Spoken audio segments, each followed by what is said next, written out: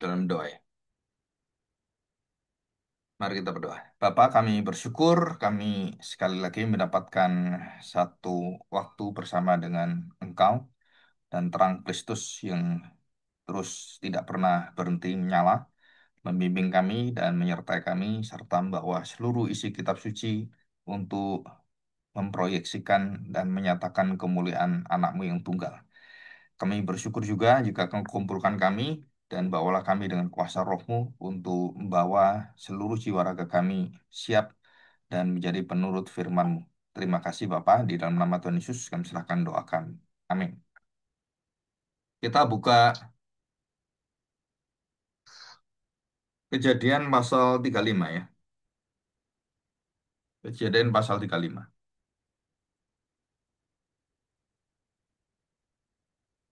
Dan dikatakan di judulnya itu Yakub di battle untuk kedua kalinya. Jadi yang pertama itu kalau kita lihat itu kita pergumulan Yakub dengan Allah itu ya. Jadi sebelumnya waktu pengejaran Yakub lari dari Laban dan dia ketemu pada pasal 32 itu ya. Dan sekarang masuk pasal yang 35. Kita tahu bahwa Yakub Yakub memiliki hidup yang tidak gampang ya. Jadi banyak dia melalui lika-liku kehidupan dan berada di tempat-tempat yang sangat sulit serta dia juga ditipu ya, oleh pamannya Laban waktu ingin mengawini Rahel, dia diberi Lea karena secara adatnya seperti itu ya, secara kebudayaan harus yang kakaknya dulu harus menikah, kalau nggak boleh nikah adiknya. Jadi kalau adiknya dinikahi, ya nikah dulu kakaknya. Jadi dapat kakaknya terus dapat adiknya gitu kan. Nah itu diakali. Nah kita tahu bahwa hidup Yakub ini hidup yang tidak mudah. Dan kita tahu janji-janji Tuhan kepada Yakub juga sebagai anak yang diberkati itu juga kenyataan hidupnya itu sangat jauh daripada ya tanda petik diberkati Tuhan. Nah, kita tahu bahwa Yakub di battle yang kedua kalinya ini mempunyai makna bahwa dia di dalam langkah hidupnya itu mengalami satu kebuntuan ya. Jadi satu hidup yang dia melihat bahwa dia tidak bisa lagi hidup dengan kekuatan dirinya. Jadi sama dengan kita nanti. Jadi battle itu yang pertama adalah titik bagaimana Tuhan itu bertemu dengan kita awal dan mendapatkan satu masa depan, dapat Tuhan menyertai kita. Nah, battle kedua itu adalah kita berada di titik yang paling bawah dan Tuhan tidak pernah tinggalkan kita walaupun kita merasa udah kita angkat tangan ya, kita nggak bisa lagi berjalan bersama dengan Tuhan. Saya bacakan. Kejadian 35. Yakub di battle untuk kedua kalinya. Allah berfirman kepada Yakub, "Bersiaplah, pergilah ke battle, tinggallah di situ dan buatlah di situ mezbah bagi Allah yang telah menampakkan diri kepadamu ketika engkau lari dari Esau kakakmu." Lalu berkatalah Yakub dengan seisi rumahnya dan semua orang yang bersama-sama dengan dia. Nah, perhatikan, saudara. Jadi di rumah Yakub itu pada pertemuan pertama, Yakub itu masih memiliki percampuran ibadah. Buktinya apa? Mereka memegang eh, seperti jimat-jimat gitu kan, benda-benda yang beribadah yang dipakai untuk ya semacam eh, pengantara dan itu ada dalam hidup dan keluarga Yakub, pamannya Laban itu. Dan ini masa transisi ya dari Abraham, Ishak ke Yakub itu masih masa transisi, jadi belum bisa dikatakan menjadi umat yang benar-benar memuja Yahweh gitu kan. Nah, dikatakan di sini ayat yang kedua ini, jauhkanlah dewa-dewa asing yang ada di tengah-tengah kamu. Jadi di keluargamu ini ada dewa-dewa asing. Tahirkanlah, jadi kuduskanlah, tahirkanlah dirimu dan tukarlah pakaianmu. Marilah kita bersiap dan pergi ke Betel. Aku akan membuat mezbah di situ bagi Allah yang telah menjawab aku.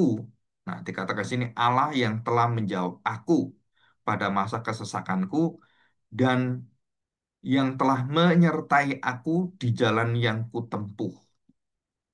Jadi menjawab doa, menjawab apa yang diinginkan oleh Yakub, dan di masa kesesakan itu Tuhan menjawab dia dari apa yang akan Tuhan berikan, yang Tuhan janjikan itu, dan bukan hanya menjawab doa, Tuhan itu ikut serta selalu beserta atau menyertai aku di jalan yang kutempuh.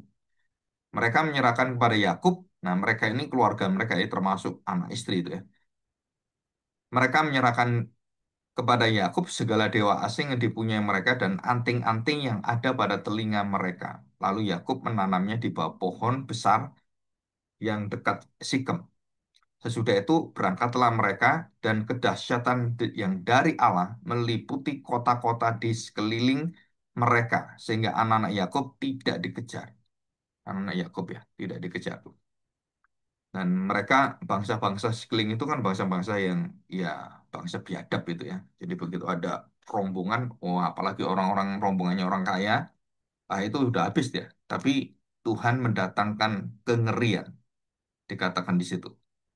Jadi sesudah itu berangkatlah dan kedahsyatan dari Allah. Jadi bentuk sesuatu yang apa ya menakutkan itu ya. Mereka tidak berani menyentuh dan ya istilah menggoda serta mengusik grup ini ya, kelompok ini, satu rombongan besar ini dan tidak bisa di mereka apa-apakan ya. Lalu sampailah Yakub di Luz yang di tanah Kanaan yaitu Betel, ia dan semua orang yang bersama-sama dengan dia. Didirikannya lah mezbah di situ, dinamainyailah mereka tempat itu El Betel atau Bet El ya, di balik itu ya, El Betel atau Betel. Karena Allah telah menyatakan diri kepadanya di situ ketika ia lari dari hadapan atau terhadap kakaknya. Ketika Deborah, inang pengasuh Ribka mati, dikuburkanlah ia di sebelah hilir Betel di bawah pohon besar dan dinamai orang pohon besar penangisan. Ya, itu inangnya, jadi yang mengasuh Ribka. Setelah Yakub datang dari Padan Aram, maka Allah menampakkan diri pula kepadanya dan memberkati dia. Ya, ini Padan Aram ini adalah kembali dari dunia seperti anak terhilangnya. Jadi dipanggil kembali oleh Tuhan, datang kepada Bapa. Firman Allah kepadanya, namamu Yakub. Dari sekarang namamu bukan lagi Yakub, melainkan Israel. Itulah yang akan menjadi namamu. Maka Allah menamai dia Israel. Jadi 35 ayat 9. Dalam Kejadian 359, saudara ingat ayat ini, bahwa namanya bukan lagi Yakub, tapi Israel. Bukan lagi orang yang berkumpul berjuang, tetapi orang yang menyerahkan dan orang yang betul-betul berdamai dengan Allah. Namanya Israel. Arti Israel itu ya. Akulah Allah yang Maha Kuasa, beranak cuculah dan bertambah banyak satu bangsa, bahkan sepuluhan bangsa-bangsa akan terjadi daripadamu dan raja-raja akan berasal daripadamu. Dan negeri ini yang telah kuberikan kepada Abraham dan kepada Ishak akan kuberikan kepadamu dan juga kepada keturunanmu. Lalu naiklah Allah meninggalkan Yakub dari tempat ia berfirman kepadanya. Kemudian Yakub mendirikan tugu di tempat itu, yakni tugu batu. Ia mempersembahkan korban curahan dan menuangkan minyak di atasnya. Yakub menamai tempat di mana Allah telah berfirman kepadanya Betel. Ya, jadi jelas ya dikatakan Betel. Nah, kita membahas ini ya. Kita membahas ini. Nah, saya memberikan satu tema ini adalah titik. Betel itu titik asal dan menjadi titik loncatan ya. Titik asal menjadi titik loncatan, menjadi titik membalikkan semua yang kita jalani itu dikembalikan kepada satu arah yang baru. Jadi pembaruan janji Allah yang tidak berubah terhadap semua yang kita harapkan ya. Nah, kita lihat ada dua hal yang penting tentang siapakah Allah itu. Yang pertama adalah Yakub berdoa dan dalam pergumulan doanya itu dia dipanggil Allah untuk kembali pada jalan Tuhan. Dari awal dia berjalan itu Tuhan memberikan janjinya dan Tuhan juga pasti akan menyertainya gitu kan. Itu kan secara otomatis. Tapi Yakub itu mengalami satu kehidupan di tengah-tengah, dia nggak bisa pulang karena dia harus pulang. Dan yang kedua adalah dia di rumah Laban itu dia sudah tidak bisa tahan di sana karena Laban itu mempermainkan dan ya memperalat dia. Jadi dia dari pamannya Laban, dia kembali kepada asal rumahnya dan di situ ada Esau. Ya, ada Esau di sana. Dan apa yang terjadi? Perkara dengan Esau itu Tuhan bisa damaikan. Ya, perkara dengan Esau. Dan kemudian apa yang terjadi setelah Esau itu berkumpul lagi dengan Yakub? Yang terjadi adalah ada satu akibat. Apa akibatnya itu? Pola hidup Esau dan pola hidup dari dunia pada saat itu masuk dalam keluarga Yakub. Jadi pola dewa-dewa penyembahan yang berbentuk benda-benda ataupun berbentuk batu mulia seperti emas, perak, atau batu-batu permata gitu kan. Dan itu masuk dalam keluarga Yakub. Nah, perhatikan ya. Jadi panggilan pertama Tuhan memberikan panggilan bahwa kamu akan menjadi bapak dari segala keturunan yang akan besar di sana ya. Jadi ini janji dari Tuhan dan bertemu dengan malaikat Allah, bertemu dengan Tuhan Yesus memberkati dia dan berkumpul dengan dia dan kemudian baru diberikan nama setelah Yakub itu diubahkan di dalam pertemuan battle yang kedua. Jadi bukan yang pertama, yang kedua. Nah, di situ.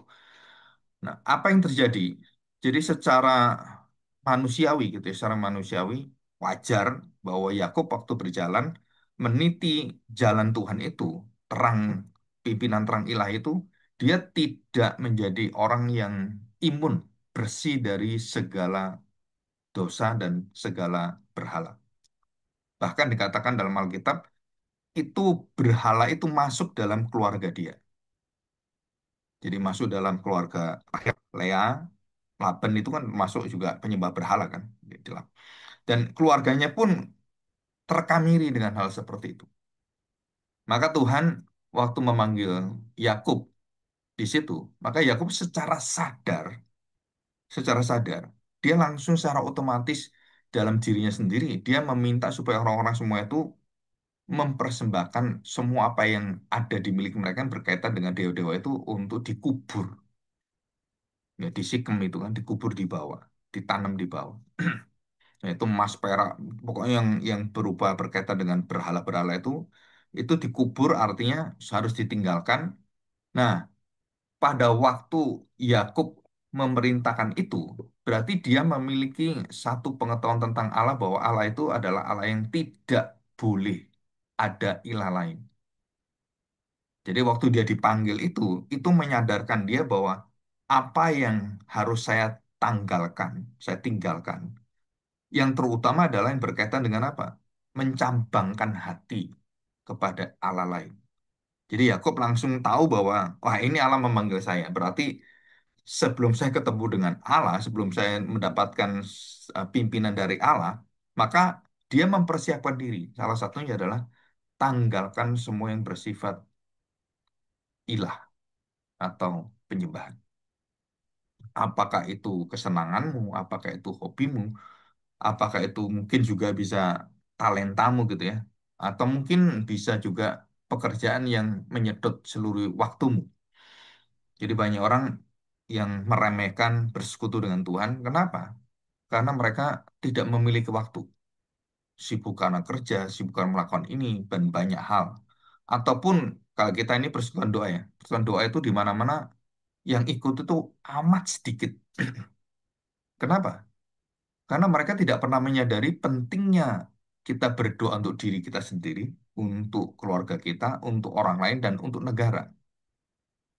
Jadi kalau gereja udah kehilangan semangat berdoa di dalam komunitas gerejawi, itu artinya gereja kehilangan terang.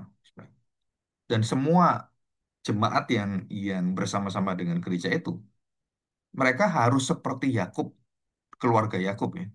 Untuk apa? Tanggalkan itu semua. Bersekutulah dengan Tuhan. Apa yang susah? Nggak ada yang susah.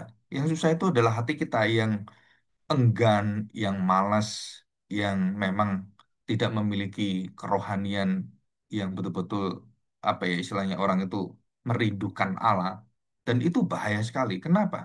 Karena yang kita pertaruhkan itu masa depan kita yang kekal. Jadi kita kadang-kadang kita tahu firman Tuhan, kita tahu semuanya, tapi banyak orang yang kalau berdoa itu nggak ada orang berdoa itu yang mempunyai kerinduan yang besar itu. Ya, kalau kita secara umum jemaat itu, dan saya udah berapa puluh gereja, mungkin ratusan gereja, yang kalau saya tanya persekutuan doa itu nggak pernah banyak, nggak pernah banyak. Kenapa nggak pernah banyak? Ya, mereka ngomong, ya yang datang orang tua-tua Pak, yang datang seperti ini, yang muda, udah itu sangat amat jarang. Berarti apakah sesuatu itu berkaitan dengan kerohanian atau mungkin anak-anak muda ini perlu dijawab dan diberikan satu waktu dengan pola yang bisa menyentuh pendekatan pada mereka. Nah, itu sesuatu yang beda. Tapi kalau kerinduan itu nggak ada dan di mana-mana sama gereja, berarti penyakitnya sama dan itu kronis sekali, ya kronis sekali. Nah, kita melihat untuk membuka jalan ini bagaimana? Maka caranya adalah kita harus berani menanggalkannya dalam waktu yang kita bertemu dengan Tuhan. Mengutamakan kerajaan Allah. Dahulukan kerajaan Allah. Jadi seek ye first, carilah dahulu kerajaan Allah. Itu mencari ya, bukan ya kita menjalani, bukan. Disuruh mencari. Jadi kita yang aktif, kita yang harus bergerak, kita yang harus melakukannya, dan itu semua dari kita. Karena itu perintah, carilah, itu perintah. Jadi kalau kita nggak lakukan, ya nggak bisa. Jadi ada tanggung jawab dari kita. Banyak ayat firman Tuhan ayat-ayat pertanggungjawaban sebenarnya. Carilah, ketuklah, itu pertanggungjawaban semua. Jadi waktu diminta untuk mengutamakan itu, maka Yakub melakukan itu. Dan semua yang ada di rumahnya bersih. Jadi yang pertama, Yakub datang dengan hati yang kotor. Ya kan, dipanggil oleh Tuhan. Dan bergumul dengan Tuhan, terus kekotoran dia itu dilambangkan dengan apa? Dengan satu pergumulan itu, dan dia meminta berkat supaya dia bisa selalu berserta dengan Tuhan. Dan berkatnya apa? Dia diberkati dengan apa? Kakinya itu dipatahkan ya, bukan dipatahkan dalam arti dilepaskan itu. Jadi sendinya dilepaskan. Jadi Yakub pada saat itu yang kedua kali dia tidak bisa berjalan, dia nggak bisa melarikan diri. Nah itu Tuhan berikan kamu tidak boleh melarikan diri dari kehidupanmu dan kakinya dilepas, misalnya, ya, pangkal pahanya, pak, gitu kan. Dan disitulah dia mendapatkan satu kehidupan dari kekuatan diri menjadi penyerahan diri. Dari mengandalkan diri menjadi menyangkali diri. Dan ini proses ini sama di dalam Alkitab dari kitab Kejadian kitab Wahyu itu sama. Termasuk puncak kayu salib itu sama, menanggalkan segala keilahiannya. Dan kita harus belajar untuk menanggalkan itu. Kepentingan apapun kalau kita tahu Kristus adalah segala-galanya bagi kita, maka kita harus melepaskan itu. Masa kita cuman nggak sampai berapa ya 1-2 jam aja nggak bisa, itu nggak mungkin. Jadi kalau 1 minggu kita ibadah cuma 2 jam aja, atau hitunglah dengan perjalanan 3 jam gitu kan, kita tidak mau mengutamakan itu, dan kita kemudian tidak memperhatikan itu, dan istilahnya orang itu memandang rendah ibadah itu, saudara, kita sudah dikuasai oleh ilah lain. Apa ilahnya? Ya mungkin kesenangan, hobimu, pekerjaan, dan semuanya. Dan ini kita harus kembali kepada apa? Kepada kita memiliki kerinduan nggak? Jadi Yakub melepaskan semuanya, membersihkan dirinya, atau menguduskan seluruh hidupnya dengan cara apa yang pertama? Yang menghalangi, terutama menghalangi itu apa? Ya ilah lain itu. Ya.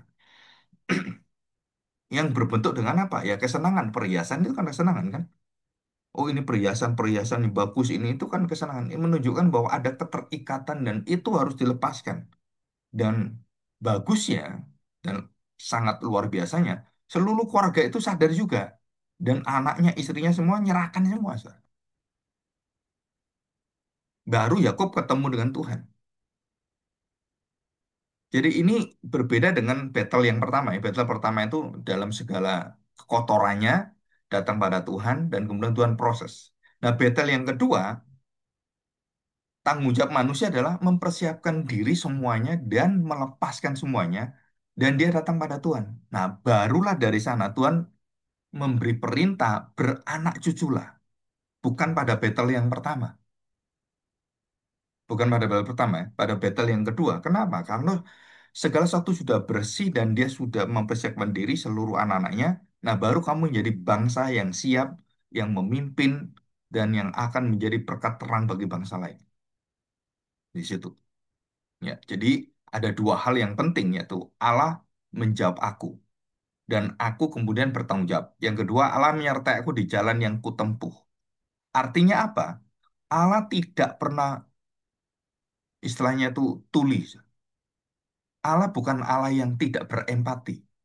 Allah bukan Allah yang membiarkan kita. Allah yang bukan Allah yang kok tega-teganya dia mendiamkan saya. Ini peristiwa seperti ini. Kenapa Allah tidak menolong saya? Tidak menolong apa ya anak saya, papa saya gitu. Seolah-olah Allah tidak memberikan jawaban apapun. Tapi di sini dikatakan Allah yang menjawab aku.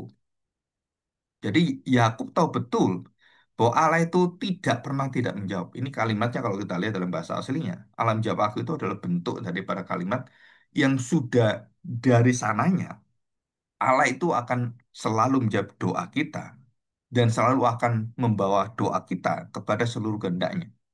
Jadi jawaban-jawaban doa yang diberikan ke Allah kepada kita itu jawaban yang sudah ditetapkan oleh Dia. Untuk apa? Untuk memberkati seluruh hidup kita. Jadi waktu dalam kesusahan. Jadi Allah menjawab doa dan kemudian apa yang terjadi? Apakah Allah menjawab doanya? Iya. Bagaimana Allah menjawab doanya? Dengan menyertai kita. Jadi menjawab dan menyertai. Banyak orang bisa menjawab tapi nggak bisa menyertai kita. Bahkan kita punya keterbatasan sebagai manusia. Kita bisa, Pah, aku mau ini, mau kuliah gini. Dan kita nggak bisa nyertai anak kita, saudara. Dia di kelas bagaimana, dia dengan tandang bagaimana, kita nggak bisa nyertai dia. Tapi satu-satunya yang bisa menyertai seluruh kehidupan kita dengan tanpa absen itu adalah Allah. Jadi kadang-kadang kita kalau kalau kita lagi dalam kekhawatiran gitu ya, aduh ini anak saya lagi kuliah di luar negeri nih. Aduh gimana Pak ya? Biasanya tuh ya seorang ibu itu kan sangat baik ya. Jadi nyiapkan makanan anaknya, nyiapkan semuanya. Aduh nanti dia kalau nggak makan gimana? Saudara perhatikan, hati ingin menyertai itu ada dalam hati orang-orang mencintai ya. Saya ingin selalu ada di sana bersama dengan dia, melayani anak saya dan mempersiapkan semuanya. Itu satu hati yang ada kerinduan itu, tetapi karena keterbatasan dan untuk pertanggungjawaban dan untuk dewasa, anak itu kan harus mau gak mau dilepas. Dan waktu dia dilepas, saudara perhatikan baik-baik.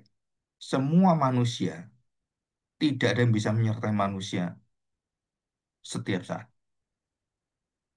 Dan hanya Tuhan yang bisa menyertai. Artinya, saudara perhatikan, artinya. Jadi kalau kita nggak bisa nyertai, siapa yang bisa nyertai anak saya? Tuhan. Nah, kamu minta Tuhan gitu. Untuk apa? Nyertai anakmu. Kalau semua dia mau jalan serong kiri kanan, ya kamu mintalah doa pada dia. Jangan jangan apa ya? Jangan kemudian kita ini dipimpin dengan pikiran-pikiran yang seperti Yakub itu kan. Aduh, esok ini belum ketemu saya nanti bagaimana saya? Nanti saya khawatir ini. Aduh. Dan dia bikin satu langkah-langkah dan kemudian langkah-langkah apa? Secara manusia. Oh, kalau esok datang dia iming-iming dengan barang-barang yang bagus gitu di depan dan semua serta itu dia perlihatkan anak-anaknya dulu. Ini kan anak kecil kan kasihan gitu. Kemudian baru istrinya, baru dia.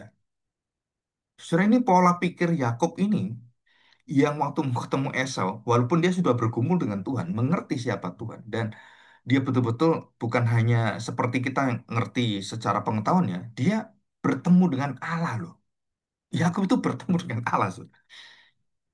Jadi pertemuan itu membawa Yakub bahwa dia ditetapkan bahwa kamu jadi bapak segala bangsa itu seperti Abraham juga dan Ishak papanya dan Yakub sendiri. itu diarahkan Tuhan dan diberikan satu janji kepastian itu, jaminan itu tidak membawa dia kemudian sifat-sifat lama dia itu kemudian jadi hilang gitu. Enggak, Ustaz. Tetap dia harus bergumul.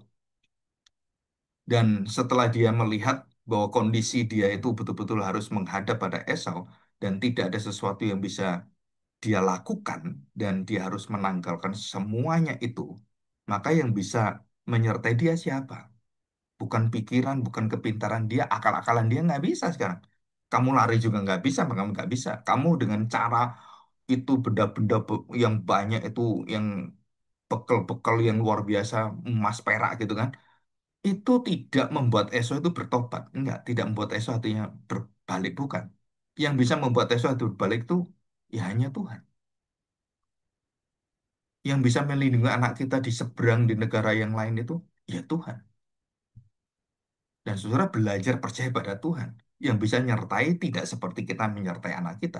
Dan termasuk dengan Yakub ini. Dan waktu bertemu dengan Esau, apa yang terjadi dengan Esau? Saudara, dengan barang-barang itu apa Esau kemudian dia hatinya berbalik? Enggak. Dia melihat Yakub yang dididik oleh Tuhan. Waktu lihat adiknya itu berjalan dengan seperti itu, cacat seperti itu. Di situ Tuhan buka hatinya. Bukan karena melihat ini, bukan, saudara. Karena melihat Yakub, adiknya. Dan waktu lihat Yakub, kok seperti ini? Nah, dia sadar, saudara. Ada di belakang itu ada siapa. Jadi bukan lihat kecacatannya, tetapi melihat siapa di belakang itu, saudara. Yang di belakang Yakub ini, yang memberkati dengan kondisi seperti. Dan Esau tahu siapakah Allah itu. Walaupun tidak seperti Yakub tahunya, tidak seperti Abraham gitu kan, yang betul-betul imannya itu luar biasa. Yakub kan imannya goyah-goyah gitu kan. Tapi dia tahu siapakah Allah itu. Dan waktu dilihat Yakub, dia tahu sadar betul bahwa memang dialah yang harus mendapatkan hak kesulungan. Dan di situ hatinya berubah. Jadi perhatikan, yang mengubah hati bukan harta benda, bukan anak-anaknya, bukan istrinya, bukan tanda petik kebaikan-kebaikan dia yang di depan, diiming-iming seperti bukan ya. Tapi waktu dia menyerahkan diri pada Tuhan dan perubahan hidupnya itulah yang membuat Esau itu kemudian terbuka hati. Jadi saudara kalau kita lihat bagaimana Allah menyertai, menjawab doa kita dan menyertai, maka Yakub harus mengandalkan Tuhan, termasuk kita. Kita harus mengandalkan Tuhan dalam segala perkara. Kita jangan pernah sekali-kali membuat apa yang kita katakan itu kemudian mempersulit kita sendiri. Dan banyak di dalam Alkitab, orang itu mempersulit diri, Tuhan membuka semua kebaikan-kebaikannya. Kita yang menutup semua. Dengan apa? Dengan kekhawatiran kita. Dengan alasan-alasan seperti orang di kolam Bethesda itu kan. Ya gimana, ya gimana. Ya terus. Dan banyak alasan-alasan. Dan memang itu alasan lumrah soalnya. Dan itu alasan yang betul-betul terjadi realita. Ya saya lumpur gimana? Nggak ada yang nolongin saya. Itu realita. Tetapi kita nggak boleh hidup berdasarkan realita yang membelenggu kita, yang boxing ya. Jadi mengotakkan kita, menutup kita, dan kemudian kita nggak bisa hidup lagi iman kita. Dan itu cara daripada ya roh-roh kegelapan untuk membawa kita ke dalam kematian iman kita. Dan kita harus belajar untuk apa? Melompati itu semua, menembus itu semua seperti Yakub. Dan dia tahu waktu diminta untuk bertemu dengan Tuhan. Nah, ini pertemuan kedua ini dan pertemuan kedua serta pertemuan terakhir itu kan. Dan tidak di battle lagi dia. Dan pertemuan kedua dan yang terakhir itu Tuhan menjamin dengan satu kalimat, aku menyertai engkau di jalan yang kau tempuh. Di situ. Jadi di sini menunjukkan apa? Penyertaan yang sempurna membawa kesetiaan yang sempurna. Dan tidak ada manusia yang melakukan ini. Satu pun nggak ada. Hanya Allah. Kita menyertai anak kita dari kecil bisa bicara, nggak bisa. Kalau sudah, apalagi sudah kawin, sudah punya keluarga, saudara, seorang ya orang tua itu selalu memikirkan bahwa itu masih anak saya. Ya betul itu anakmu. Tapi penyertaan kita, saudara, dengan penyertaan yang Tuhan berikan kepada suami atau istrinya, itu sudah beda. Sekarang yang nyertai itu suami atau istrinya. Jadi bukan kita. Dan kita harus punya waktu, punya hati, merelakan itu untuk apa? Ya memang waktunya sudah seperti itu ditentukan Tuhan. Tapi siapa yang tidak pernah tidak hadir dalam seluruh kehidupan keluarga kita? Ya Tuhan yang menyertai kita, Saudara. Jadi akhirnya kita menjadi orang yang mengerti bagaimana kita nyaman, tenang, aman dengan Tuhan. Kenapa? Karena kita mengandalkan Tuhan, bukan mengandalkan pikiran kita, kekuatan kita, bukan. Jadi di sini, konsistensi kesetiaan Allah mendampingi Yakub jauh daripada Yakub setia kepada Allah.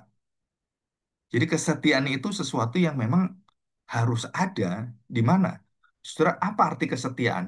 Dalam arti kesetiaan yang sempurna itu adalah penyertaan, kebersamaan.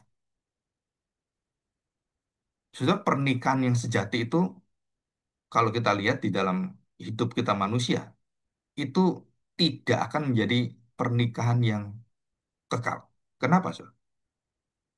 Karena kesetiaan kita itu ada batasnya. Dalam pernikahan, dalam pekerjaan, dalam apapun, dalam sumpah-sumpah jabatan, itu terbatas semua, termasuk sumpah daripada pernikahan. Terbatas, Saudara. Kenapa? Karena tidak boleh ada pernikahan di surga selain pernikahan Kristus, bukan pernikahan kita. Jadi tidak ada kesetiaan yang bisa menyertai kita selamanya selain penyertaan kesetiaan Kristus. Jadi ngerti maksudnya. Jadi pernikahan manusia itu sangat terbatas kesetiaan penyertaan dan tidak ada penyertaan yang sempurna, tidak ada kesetiaan yang sempurna. Dan hanya di surgalah ada kesetiaan dengan penyertaan sempurna karena Allah lah yang melakukan. Dan itu rahasia itu besar sekali. Jadi penyertaan Allah ini bukan hanya penyertaan yang bersifat kalau saya butuh, kalau saya perlu, kalau saya lagi bokek, kalau saya lagi nggak punya uang, Tuhan, saya berdoa Tuhan berikan saya pertolongan orang, terus kemudian orang memberi pekerjaan, memberi uang, memberi bantuan dan semua. Saudara, itu kita mengerti Allah sebatas kita mengerti Allah sebagai pemberi, pemenuh kebutuhan kita dan bukan Allah sejati. Kalau Allah sejati apa? Dia tahu apapun dan dia tahu bagaimana menyediakan, dia tahu bagaimana menuntun kita dan memberikan jawaban-jawaban serta penyelesaian dari segala masalah apapun dalam hidup kita. Nah, saudara punya keyakinan itu. Nah, itu baru kita disebut apa? Kita menyembah Allah dalam segala waktu kita, dalam segala suatu kondisi keadaan terjadi peristiwa apapun. Itu disebut sebagai apa? Kita menyembah dalam roh dan kebenaran. Jadi tidak terbatas pada masalah-masalah hidup kita. Seluruh. Saudara. Nah, iman seperti ini itu diberikan Allah kepada Yakub. Ini loh, kamu akan memiliki iman, aku nggak pernah absen, aku menyertai kamu. Apapun, itu Tuhan yang mengatakan demikian. Jadi kalau kita lihat, battle itu simbol apa? Simbol kehidupan yang dijamin oleh Allah.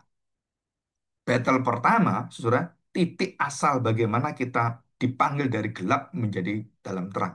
Seperti Yakub kan. Dalam segala peristiwa pelarian diri, pengasingan, semuanya, akhirnya menjadi apa?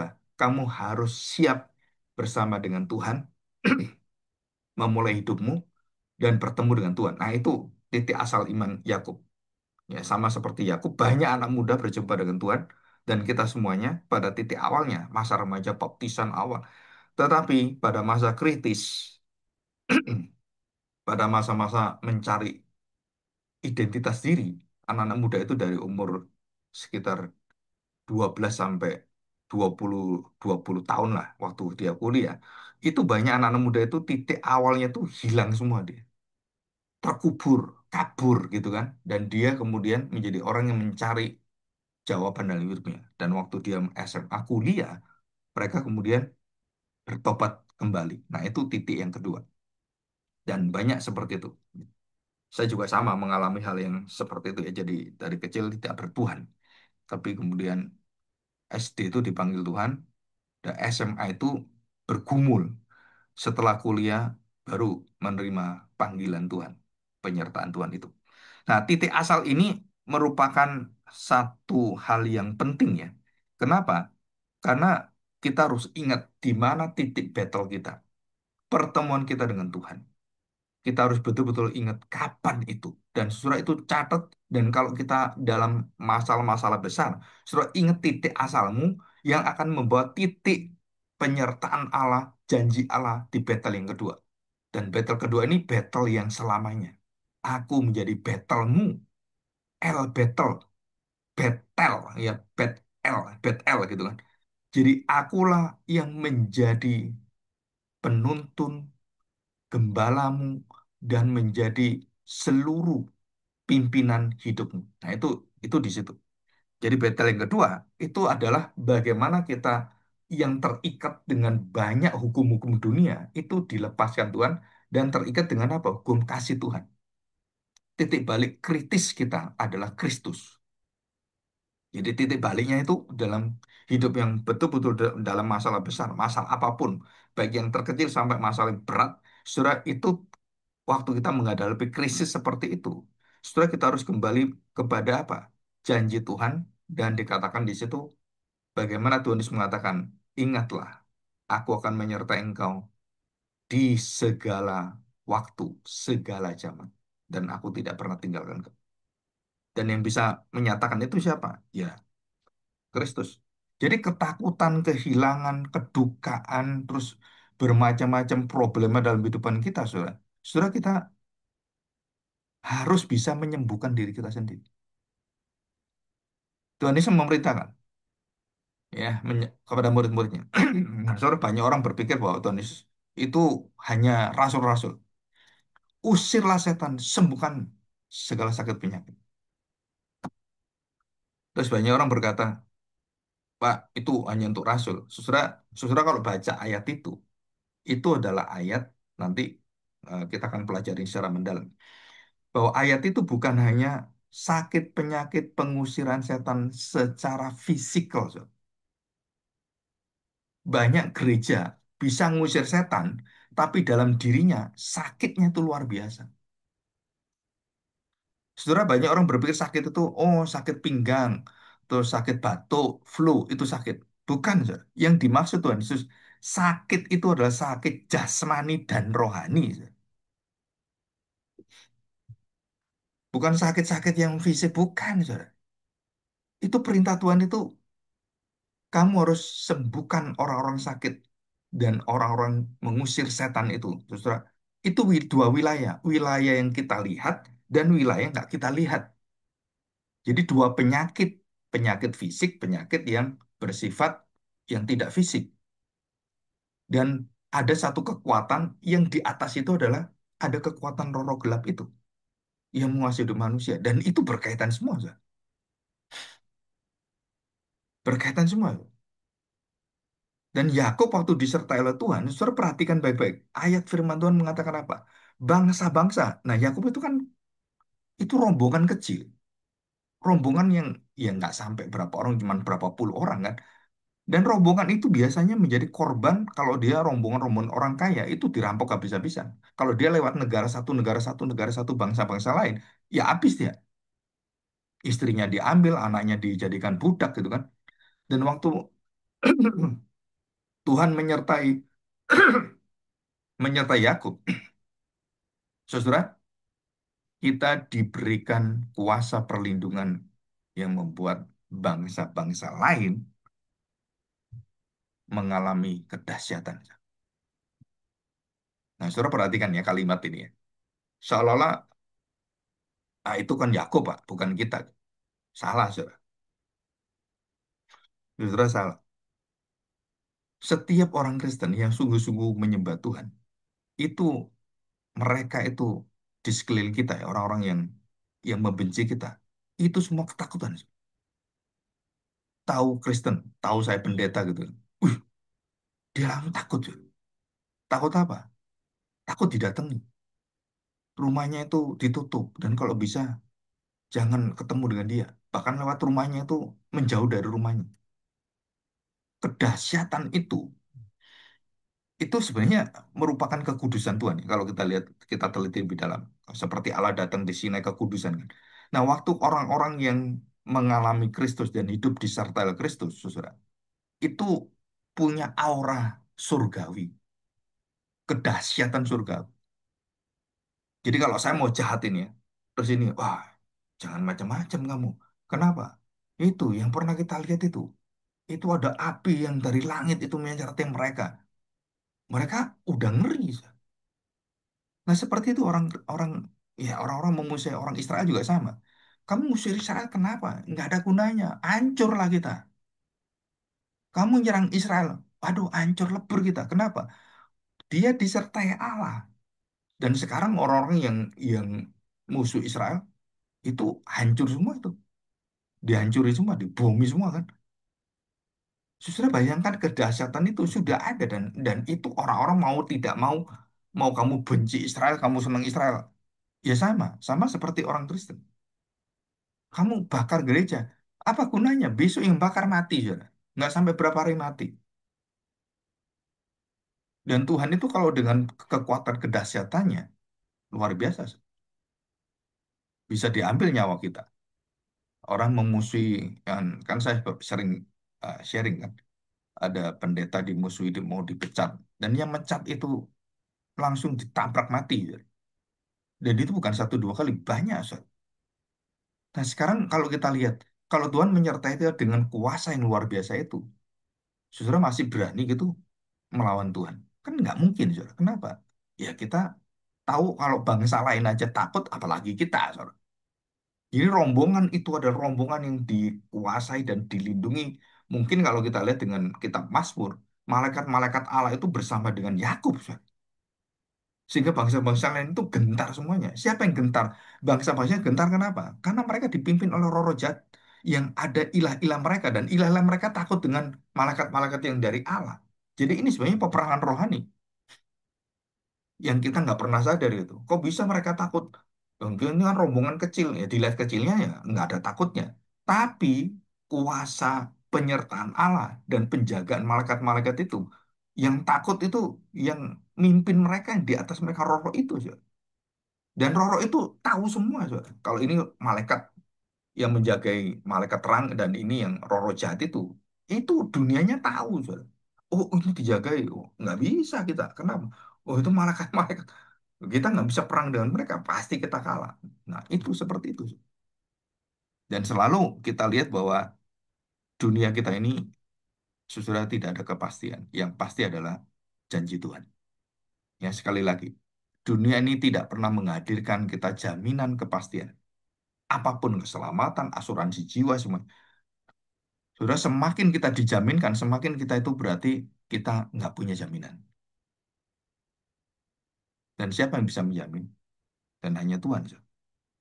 Wah Pak, masa depan saya suram. Aduh, ekonomi lagi goyah. Ya, saya lagi banyak masalah dengan teman-teman di pekerjaan. Dan banyak, ya ini kendala-kendala kemudian. Ya banyak lah yang namanya sikut-sikutan. Nah, saudara, tetapi waktu kita bersama dengan Tuhan. Asal kamu menegakkan apa yang hidup, yang benar, yang kudus. Dan kamu bekerja dengan itu. Sudah Tuhan punya cara untuk mengangkat kita. Tuhan punya cara untuk memberkati kita. Dan Tuhan punya cara untuk melindungi kita. Nah, saudara, kalau ada orang yang penuh dengan pimpinan Tuhan itu, kemudian di dalam kelemahannya, dalam belas kasihannya, kemudian dia meminta kepada orang, ya meminta pada orang, baik itu dalam pelayanan, dalam bantuan, dalam apanya, orang-orang yang mampu di dalam Tuhan itu, maksudnya yang keluarga saudara seiman ya, dan dia mampu tapi dia tidak membantu, saudara itu semua dihitung oleh Tuhan. Saya pernah ketemu satu orang, ya ketemu satu orang-orang kaya gitu. Terus saya beritahu, loh, kamu kan dulu pernah ngomong janji mau ini, mau bantu ini gitu. Aduh, Pak, saya nggak suka dengan gerejanya gitu. Loh, kenapa nggak suka? Wah, gerejanya sekarang nggak menjadi gereja yang Injili lagi, Pak, menjadi gereja itu. Dan saya beritahu, saudara, apakah dengan gereja tidak Injili, terus kemudian kamu hatimu belas kasihanmu kemudian hilang? Dan saya beritahu, kalau Tuhan menyembuhkan orang, Tuhan berbelas kasihan orang, Tuhan lihat lihat dulu nggak, kamu gerejamu dari mana? Dia baru sadar gitu. Oh, nggak boleh, Pak ya.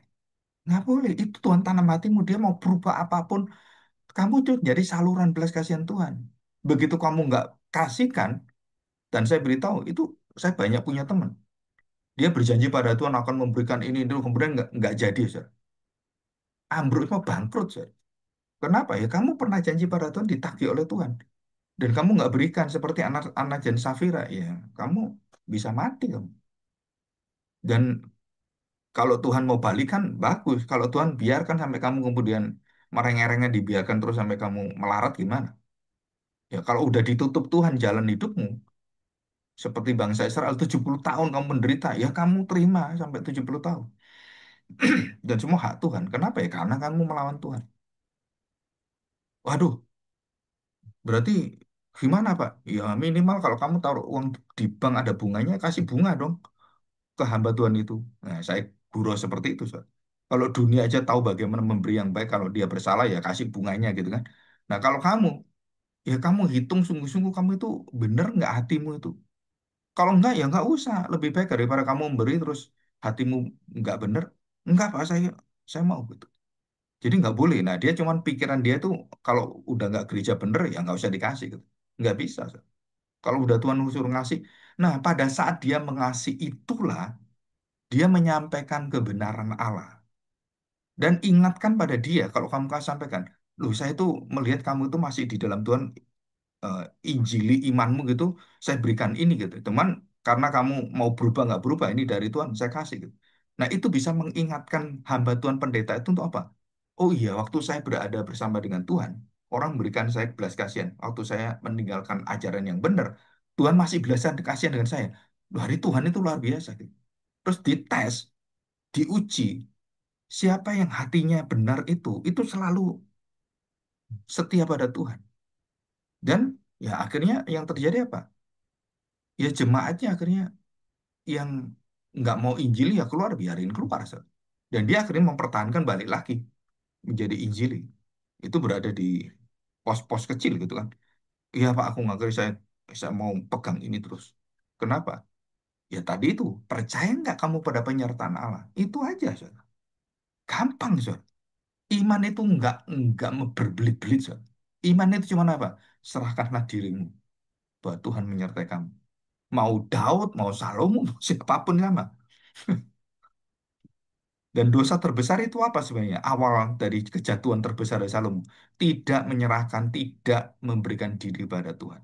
Dan dia merasa bisa, dia merasa mampu, dia pintar, dia hebat, dia punya kekuatan. Nah itu, Saudara.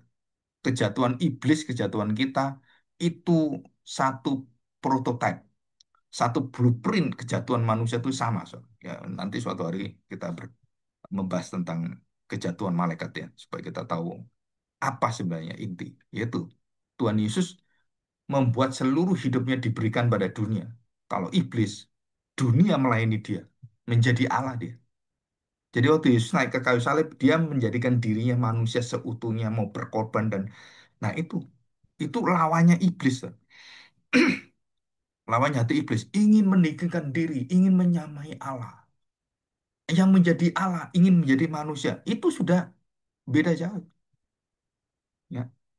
Oke, kita lihat sekarang. Betel itu titik pembaharuan janji Allah. Kenapa dibarui? Karena Yakub selalu kembali pada dunia lamanya.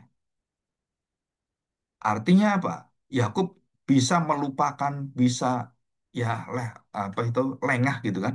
Tapi Allah tidak pernah lelah, tidak pernah lupa, tidak pernah letih. Dia selalu memegang janjinya. Walaupun Yakub tidak setia, Tuhan tetap setia. Tuhan tetap menyertai. Nah, itu kesetiaan Allah itu menyertai Yakub, mengerti apa yang terjadi dengan hidup Yakub dan bagaimana Yakub dicintai, bagaimana Yakub dikasih oleh Tuhan dan dibangkitkan, terus kemudian disembuhkan oleh Tuhan. Jadi kita belajar di sini apa? Setelah banyak anak-anak muda yang merasa dilupakan Tuhan, atau sebenarnya lebih tepatnya melupakan Tuhan. Ya, generasi-generasi sekarang ini. Dan banyak mereka akhirnya goyah dalam masa depan, dalam pergumulan hidupnya. Bahkan hancur. Saudara. Ya, kita tahu bahwa banyak anak muda sekarang udah free sex ya. Kumpul kebo. Dan itu sudah menjadi pola hidup yang lumrah, umum. Kalau di Amerika udah sejak tahun 60, 70 udah seperti itu ya. Indonesia mulai dari tahun eh, 1980-an itu masuk ke kita dan sekarang udah 40 tahun. Saudara. itu mengkamiri dan banyak pola-pola hidup yang kekudusan itu hilang. Dan perhatikan baik-baik kehancuran, kegagalan, kebegalan, degilan, begal ya, begal itu begal ya, begal. Terus kemudian apa kalau orang ngomong ya, jadi ketegaran hati, saudara, kekerasan hati itu tidak pernah menghapus kesetiaan Tuhan, termasuk bangsa Israel. Jadi saudara perhatikan, Tuhan berjanji sampai seperti itu. Walaupun kamu keras hati, walaupun kamu melarikan diri, walaupun kamu jauh sampai ke langit sekalipun, sampai ke bulan sekalipun, yang tidak terjangkau sekalipun dalam dosamu. Jika kamu mendengar suara Tuhan, jika kamu bertobat, saudara, tangan Allah itu tidak ada yang terlalu sulit mengangkat kembali kita.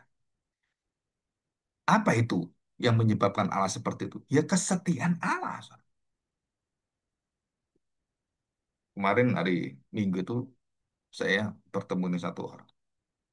Dia tanya, kenapa sih ibu begitu setia menunggu suami itu? Ya, sakit, sakit ini, sakit kanker prostat. Dia mengatakan, Pak, orang capek ya capek. Tapi dia melihat bagaimana suaminya menyertai dia waktu masih SMA itu ya, bekerja untuk dia, terus kemudian dia bisa kuliah dan itu belum belum menikah, masih pacaran. Tapi berkorbannya luar biasa.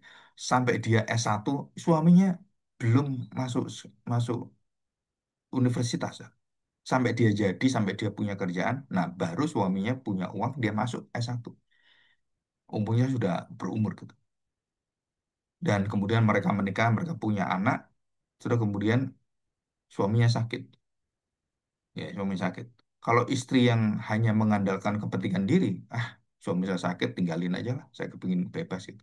Enggak, dia ingat battle awal. Sir. Bagaimana dia dijamin oleh pacarnya yang jadi suaminya dia dan bagaimana dia bekerja untuk dia dan bagaimana dia setia seperti itu. Dan kemudian ada kelemahan dari suaminya, baik itu kelemahan fisik penyakit atau kelemahan-kelemahan yang lain. Dan kemudian kita mengatakan, ah udah saya tinggal aja. Nah, surah battle, ingat battle pertama. Ingat battle pertama. Ingat kasihmu yang mula-mula. Itu istilahnya. Bagaimana alam menyertai engkau. Maka kamu dipulihkan hidupmu pada battle yang kedua. Titik yang merupakan titik puncak kejayaan kita adalah battle kedua. Jadi kenapa ada orang itu dihancurkan dulu, terus kemudian dia menjadi seorang konglomerat. Dan semua konglomerat itu, sudah tahu Prajogo Pangestu, itu supir angkot, saudara. Sekarang orang terkaya di Indonesia. Bagaimana dia hidupnya setengah mati. Bagaimana perjuangannya. Dia ingat battle, supir angkot, saudara. Saudara ingat di mana battle battle kita yang pertama? Saya ngajar setengah mati cari duit, hujan-hujanan, banjir, motor mogok, saudara. Tuntun motor, sampai murid saya marah-marah. Koko, kenapa ini koko kok lama sekali? Udah setengah jam. Terus saya beritahu, nah habis mau mogok saya. Dari dia marah itu lihat saya mogok dan basah semuanya. Akhirnya jadi belas kasihan. Sampai mamanya, aduh, melihat seperti itu kan, dia melihat apa? Orang yang setia dalam pekerjaannya, dalam kesulitan apapun, dia ingat. Dan saya masih ingat bagaimana kesulitan saya waktu Tuhan panggil saya pertama kali dan bagaimana perjuangan dan bagaimana sekarang saya hidup dan dalam segala permasalahan apapun, sudah ingat battle yang pertama. Ingat janji Tuhan.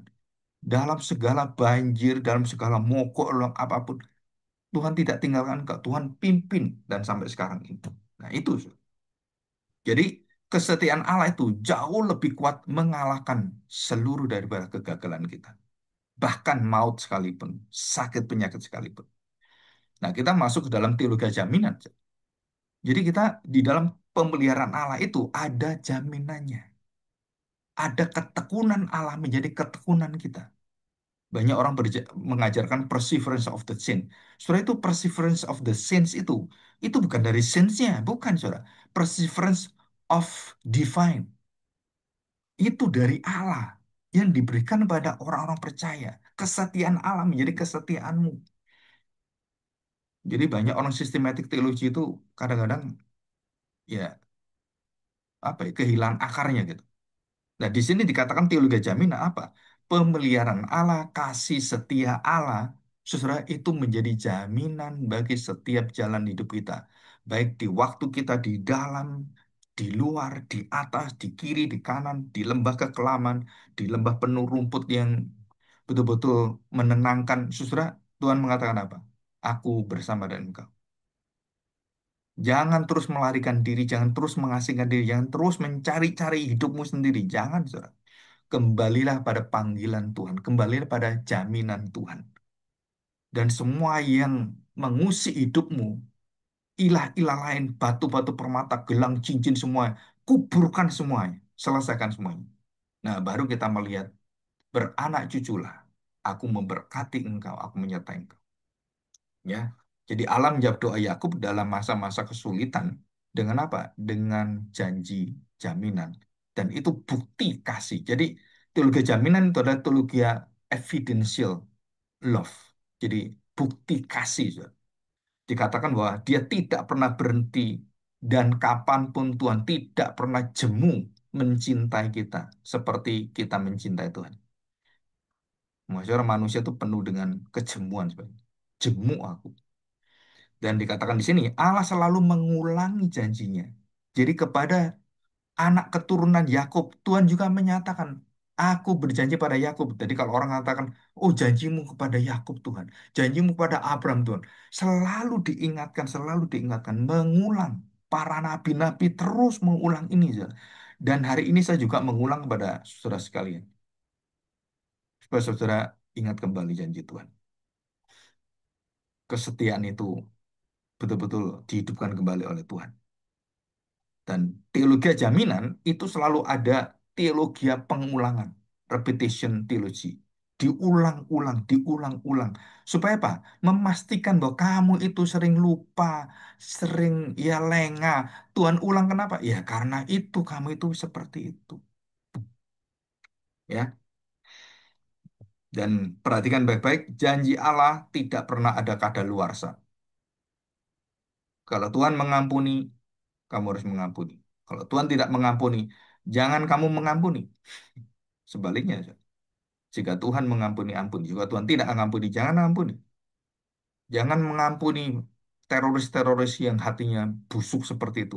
Ya Tuhan, ampunilah mereka. Ngapain kamu doa seperti itu? Berdoa supaya dia bukan diampuni. Tuhan berbelas kasihanlah. Nah, itu masih bisa. Tapi ngampun nggak bisa diampuni, itu bukan pengampunan. Itu pertanggungjawaban, itu kejam keji dan tidak punya hati. Dia bukan menyembah Allah dan layak dia dibinasakan, layak. So. Ya, oke, kita cukup hari ini ya, kita akan masuk dalam doa. Mari kita berdoa. Bapak, kami bersyukur kami hari ini mendapatkan satu jaminan yang luar biasa bahwa Tuhan tidak pernah meninggalkan kami dan selalu menyertai kami walaupun tidak terdeteksi, tidak kami lihat, tidak kami rasakan sekalipun Tuhan. Engkau adalah Allah yang sungguh-sungguh baik dan kami percaya bahwa kasih setiamu menjadi harapan, kekuatan, dan batu karang yang kokoh sebagai dasar iman kami.